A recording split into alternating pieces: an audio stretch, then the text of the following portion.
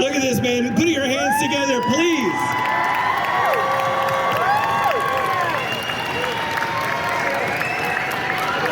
First Steve Burns from Blue's Clues and now LeVar. These are the men who raised us. Incredible. Good afternoon. How are you doing? I'm all right. I'm actually good. Good to see you. I think... Oh, we are like on the floor, aren't we? Oh yeah, this is it. We're just a distraction to all of the commerce that's happening behind you. Do you need anything from Artist Alley that somebody can run over and get? Artist Sally? Oh, hey! Artist Sally! What's going on, y'all? If you need some back issues, that's over there. If you need some old comics. I'm good. Okay, all right, good. And then I think cosplayers are, well, they're Unless everywhere. there's any Captain Planet comics over there. That'd be cool. Those are rare. Those are rare. That'd be cool. Those are rare. I'm sure there's a few comics where Data and Geordi have been shipped. Oh, for sure. All right. I collect those. LeVar, I didn't know about the YouTube channel. Why don't you tell us briefly about the YouTube channel, and then y'all get ready. I think I'm going to throw it to y'all pretty quick here on the audience. Well, it's not so new, but it was a response to the conversation that we are trying desperately to not have in this country about race and how much it has impacted everything that happens in the United States of America. And it was me telling several stories that are all true, that were written and experienced by either myself or friends of mine. And I deliver these stories to the camera, and some of them are pretty harrowing.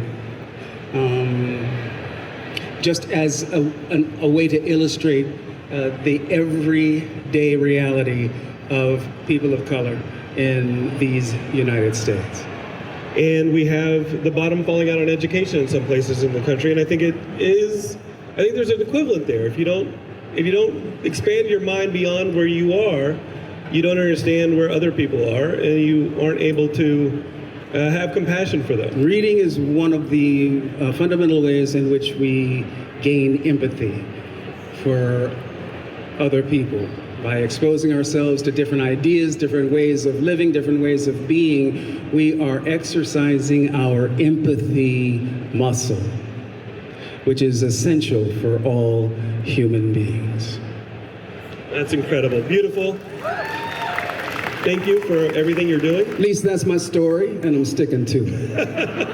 Well, let's get some of your story based on the interest of the audience. If you raise your hand, I'm going to rush over to you. I'll hear what you have to say. I'll repeat the audience. We have a microphone here. I don't know how much you want to zigzag back and forth, but raise your hand. LeVar, if you see anybody... Y'all have thought this through, but yeah. What if the person raising their hand is like in the middle of the scrum? Yeah, they're going to have to fight their way forward. Oh, I see. So they have to fight their way. It seems like there's a guy there with his hand up. If you can yell loud enough, I'll repeat the question. No, so make your way gently to the forwards, sir, so we can actually hear what it is you have to say. What book should everybody read? Tell me again, the microphone's volume is low. What book should everybody read? What book should everybody read? Everybody should read a book that makes them feel good about themselves, right? If you love fantasy, then find fantasy literature. My body of choice is science fiction, speculative fiction. I have a podcast called LeVar Burton Reads. My people! And I read one piece of fiction in every episode, and I lean heavily into the speculative. That's my favorite genre. But parents and people ask me all the time, how do I get my kid to read more? And I generally ask them two questions. Number one, how often do your kids see you reading? Because it's that really important modeling that is essential in terms of a child developing the habit. When we communicate to them that something is important to us and of value, when we demonstrate that message is sent on more than just the verbal level. Then I ask them, what is your child passionate about? I mean, what's their favorite thing in the world? Because it is our passions that tend to drive our reading appetites. I've said for decades, if your kid loves superheroes, then damn it, buy your kid comic books, right? Because I don't care what the gateway drug is. I just want kids to read. And growing up, your father was a photographer. Did that lend itself to you getting into the arts, getting into film, getting into acting? When I discovered the director in me, then I recognized then that this was at least in part something that I perhaps inherited from my father. Yeah, my mom was an English teacher. It is she from whom I got my love of literature, stories, and the written word. And if you were to say what that book was for you, the one that sparked you? Well, the book that I was reading when I got what reading is, right? When I closed the last page and I got depressed. I didn't know I was depressed. I was 9, but I was depressed because I was leaving this world that I had really immersed myself in, and I had to say goodbye to these characters that I had come to really enjoy spending time with. And so to this day, when I am reading a particularly good piece of fiction, I slow down the last couple of chapters to forestall that inevitable sense of shit. I'm done, right? Until you pick up the next one. In that book for you? Do you remember it? Oh, absolutely. Captain's Courageous, Rudyard Kipling. Not a great book, but you know, it was the gateway drug for me. Incredible. And then you ended up on a ship as well, and had adventures as well. I ended up on a ship. I did. I'm currently in someplace in the Gulf of Mexico on a yacht with Donald Glover. All right. Who else has a question? Feel free to point to anybody.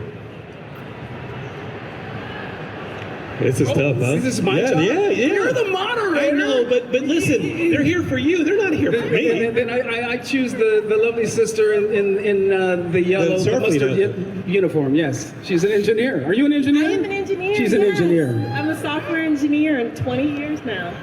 So Congratulations. Thank you for being such an inspiration. And I also want to ask, what is your favorite Star Trek Next Generation episode? You and Data were my favorite. Data's my favorite too. Actually, yeah, Data's my favorite. Data's my favorite.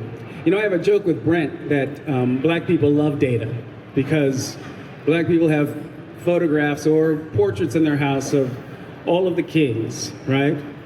Martin Luther King, Jesus, the King of Kings, and then Data. And I don't know how he got into that pantheon, but I walk into people's houses all the time. Jesus, Martin Luther King, Data. It's awesome. And you don't know what that's about. I have no clue. What do you think it is about Data? I don't know. I don't know. Favorite Star Trek episode? You know, we did, 179, depending upon how you count. And there are a good 70, 80 I've never seen. So I love happening upon them. And watching them and thinking, I have no idea what happens here, and I don't remember doing this at all. So it's all new and fresh to me, and I get to be surprised for the rest of my life.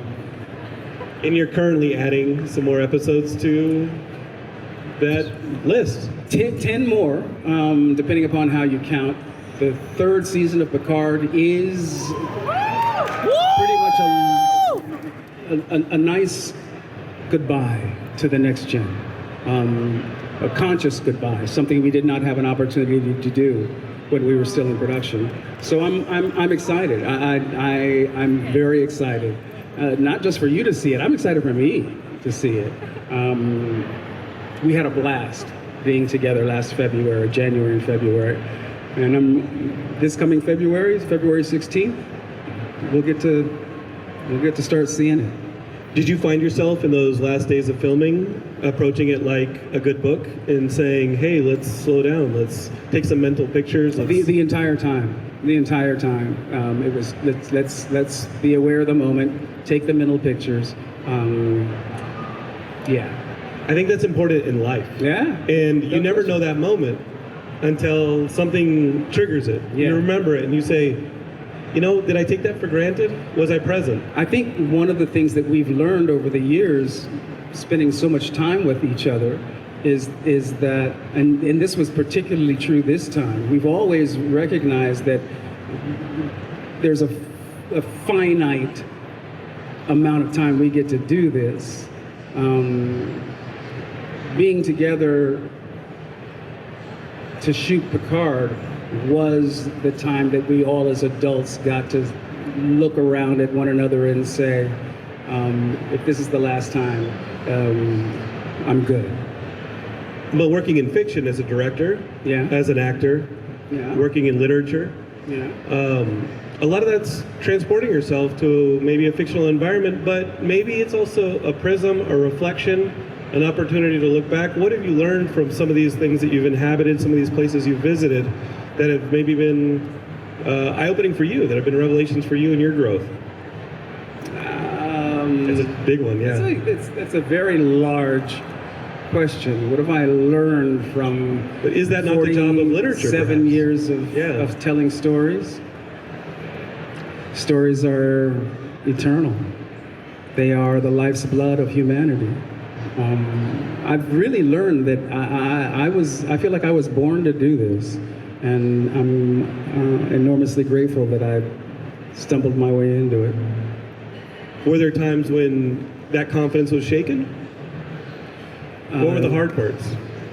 You want me to just bare my soul? If you'd like. We can always sort of the audience. I can always pick somebody else out. I'm used to paying a therapist for that. Well, we got Steve Burns crying a couple hours ago. That was crazy.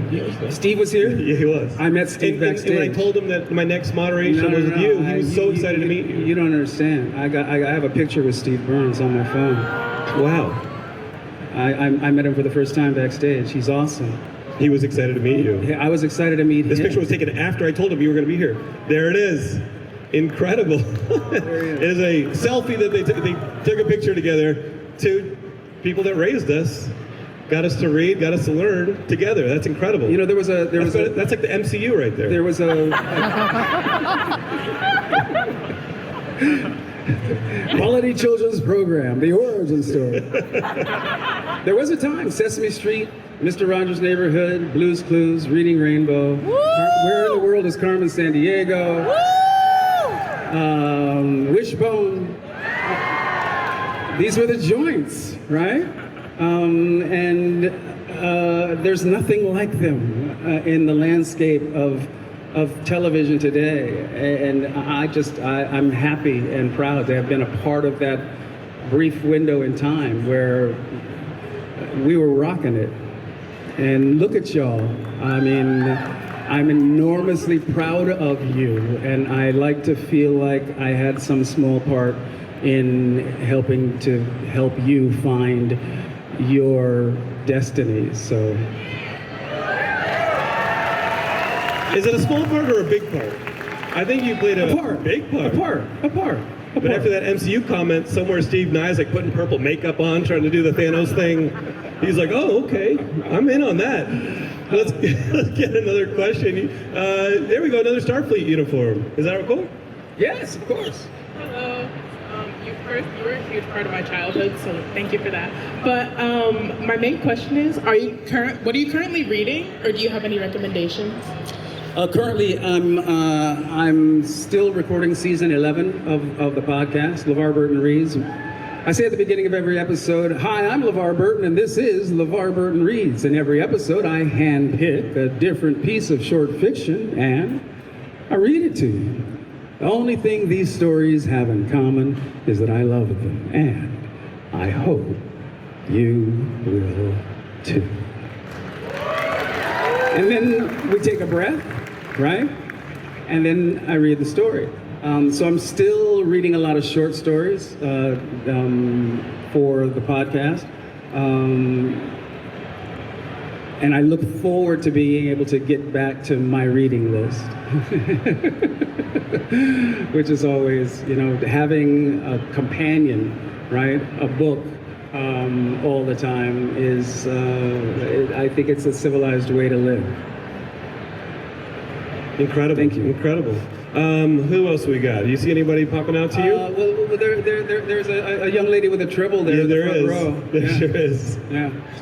And, you know, tribbles, a tribble will always get a microphone in front of your face. Hi. It's great to meet you, but I was just wondering, when you play Geordi, was it hard to like act while you had the visor on? You mean, was it hard to Like see? Yeah. Yeah. Yeah. Sorry. Yes. Yes, it was. You couldn't It see the was. visor. You know, if you put your hand up to your face, right, and keep your eyes open, there's obstruction, but you can still see through it. That's kind of what the visor was like, except for I couldn't see that, and I couldn't see my feet. A lot of your peripheral vision was gone. Yeah. Yeah. So I really had to learn how to navigate the sets without bumping into shit. And people.